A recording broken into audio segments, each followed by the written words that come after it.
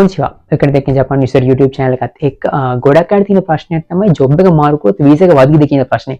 Right ගොඩක් අපේ නංගිලා මල්ලිලා අයියලා අක්කලා ගොඩක් අය දැන් ඇත්තටම වර්කින් වීසා වලින් ජපාන්ට එනවා. ජපාන්ට ඇවිල්ලා දැන් ගොඩක් රූල්ස් වෙනස් වෙලා තියෙනවා. ඒකින්ද ඔයාලා එන කම්පැනි එකේ වැඩ හොඳ නැත්නම් ඔයාලට ඊට හොඳ කම්පැනියක් පඩි හොඳට ගෙවන කම්පැනි එකක් හම්බුනොත් ඒකට මාරු වුණොත් එමේ ඊළඟ වීසා එක රිනියු කරගන්න පුළුවන් වේද බැරි වේද කියන ප්‍රශ්නේ තමයි අපේ ගොඩක් අයට තියෙන්නේ. මේක අලුතෙන් ජපාන්ට එන කෙනෙක් වෙන්න පුළුවන්. එහෙම නැත්නම් ජපානයේ ඇත්තටම සෙම්මුන් ගාක් එහෙම නැත්නම් යුනිවර්සිටි ගිහිල්ලා ජොබ් එකක් කරලා ඒ ජොබ් එකෙන් අයින් වෙලා වෙනත් ජොබ් එකකට යනවා නම් ඔය කටට අවුරුද්දක්ද වීසා තියෙන්නේ අවුරුදු 3ක්ද 5ක්ද තියෙන්නේ ඊළඟ වීසා එක රිනියු කරද්දී මේ කම්පැනිෙන් ඔයාලට වීසා දාන්න පුළුවන් වෙයිද කියන ප්‍රශ්නේ හැමෝටම තියෙනවා. රයිට් අද වීඩියෝ එකේ මම කතා කරන්න හදන්නේ මේ වීසා එක කොහොමද දාන්නේ. මේ වීසා එක දාන්න ඔයාලා ඒ කම්පැනිට යන්න කලින් ඔයාලට ඒ කම්පැනියේ වීසා දැම්මොත් අනිවාර්යෙන් වදීද? ඔයාලට වීසා කාලය ඉතුරුලා තිබ්බොත් ඔයාලට චෙක් කරගන්න විදියක් ගැන තමයි අද වීඩියෝ එකෙන් කතා කරන්නේ. ඔයාලා අහලා ඇති certificate of authorized employment කියලා එකක් තියෙනවා නියු කරන එක. එහෙම නැත්නම් immigration එකේ ඔයාලට ගිහිල්ලා මේක apply කරලා බලන්න පුළුවන්. මේකට කියන්නේ ඇත්තටම ජපාන් වලින් ශූරෝ කකුනින් ෂෝමෙන්ෂෝ කියලා. එහෙම නැත්නම් ශූරෝ ශූෂකු ෂෝමෙන්ෂෝ කියලා කියනවා.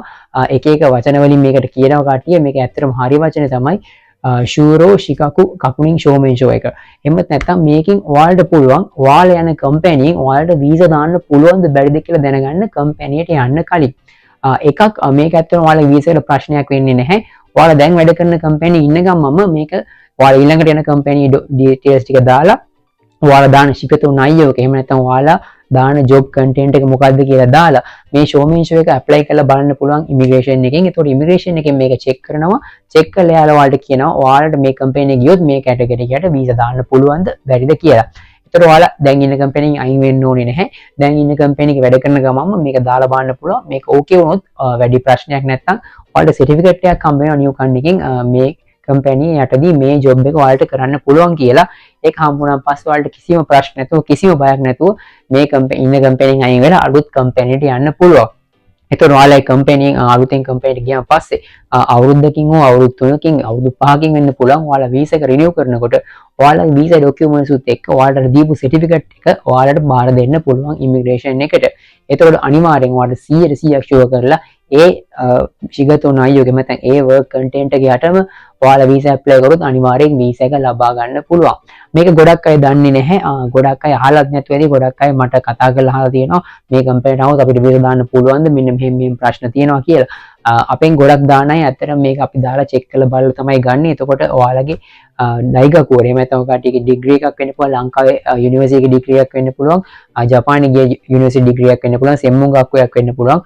ඔයාලා ඉගෙනගෙන තියෙන දේවල් වලට ඔයාලව දාන ජොබ් එකට ටික දෙක මැච් වෙනවද කියලා බලන්න පුළුවන් මේ ශූරෝ කකුනින් ෂෝමෙන්ෂෝ එකෙන්. මම හිතන ඇත්තටම මේක ගොඩක් අය පාවිච්චි කරන්නේ නැහැ. මොකද ගොඩක් අය බයයි ඉමිග්‍රේෂන් එකට යන්න. ඉමිග්‍රේෂන් එක ගියාන් ඇතුළට යන්නත් ගොඩක් අය ගොඩක් බයයි. ඒත් මේ වගේ දේවල් තියෙනවා. ඒකින් අනිවාර්යෙන් මේ වගේ පාවිච්චි කරන්න. මේක දීලා තියෙන ඔයාලගේ අනාගතේ වීසා එක හරියට දාගන්න පුළුවන් වෙන්න තමයි ඉමිග්‍රේෂන් එකේ මේ වගේ දේවල් දීලා තියෙන්නේ. ඔයාලා දන්න ගොඩක් රූල්ස් වෙනස් වෙලා තියෙනවා ජපානයේ ඇතුලේ. කම්පැනිස් මාරු වෙනකොට එන්ට්‍රි ඉල්ලනවා. ඒ වගේම මේ කන්ටෙන්ට්ස් මේ වර්ක් කන්ටෙන්ට් එකට වීසා දාන්න බෑ කියන ප්‍රශ්න තියෙනවා. මේ ඩිග්‍රී වලට මේක දාන්න බෑ කියලා එක එක ප්‍රශ්න ඔයාලට තියෙනවා. ඔයාලා නිවුස් බලනවා ඇති. ඒකින්ද අනිවාර්යෙන් මෙන්න මේ ෂූරෝ කකුලින් ෂෝමෙන්ෂෝ එකෙන් ඔයාලට පුළුවන් ඔයාලගේ වීසා එක දාන්න කලින් ඉමිග්‍රේෂන් එකට දාලා මේක චෙක් කරගන්න.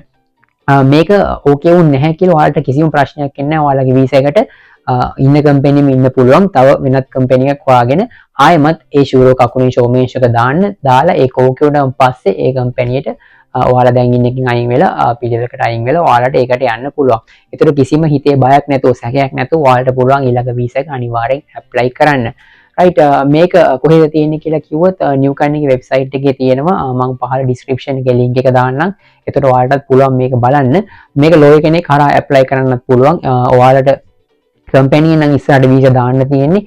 ඒ කම්පැනිෙන් ඔයාලගේ වීසා විස්තර ඩොකියුමන්ට්ස් ඒ ටික අරගෙන එයාලට මේක දීලා එයාලට ෆිල් කරලා ඔයාලට ගිහලා බාර දෙන්නත් පුළුවන් ඉමිග්‍රේෂන් එකට. එහෙමත් නැත්නම් ඔයාලා නම් වීසා කණියෙන් දාගන්න බලාපොරොත්තු වෙන්නේ ඒ අදාළ කන්ටෙන්ට් එක දාලා මේක ඔයාලට බාර දීලා ඔයාලටත් මේ ෂූරෝ කකුලින් ෂෝමෙන්ෂෝ එක ගන්න පුළුවන්. මේ සර්ටිෆිකේට් එක හම්බුනාන් පස්සේ ඔයාලට කිසිම බයක් නැතුව ගිහිල්ලා ඒ ජොබ් එක කරගෙන යන්න පුළුවන්. මේක කෝජෝ එක වැඩ කරන කෙනෙක් වෙන්න පුළුවන්. ඔෆිස් එක වැඩ කරන කෙනෙක් වෙන්න පුළුවන්. හොටෙල් එකක් වෙන්න පුළුවන්. ඔයාලා අදාළ ඒ ජොබ් එකට අදාළ විදියට ඔයාලා කංකේ ගලපනවා. ඔයාලගේ වර්ක් කන්ටෙන්ට් එක ඔයාලගේ ඩිග්‍රී එකට ගලපනවා. ඒ ගලපනකොට ඒ අදාළ එක ගලපලා ඔයාලට පුළුවන් මේක ඇප්ලයි කරලා බලන්න. එතකොට කිසිම බයක් නැතුව ඒ ජොබ් එක කරගෙන යන්න පුළුවන්. මොකද ප්‍රශ්න තියෙනවා අනිවාර්යෙන් කමෙන්ට් එකක් දාන්න පහලින්. එහෙම නැත්නම් මට මැසේජ් එකක් දාන්න ජපාන් විස්තර Facebook page එකට. මොකක් හරි සපෝට් එකක් දෙන්න පුළුවන් නම් අනිවාර්යෙන් සපෝට් එකක් දෙන්න.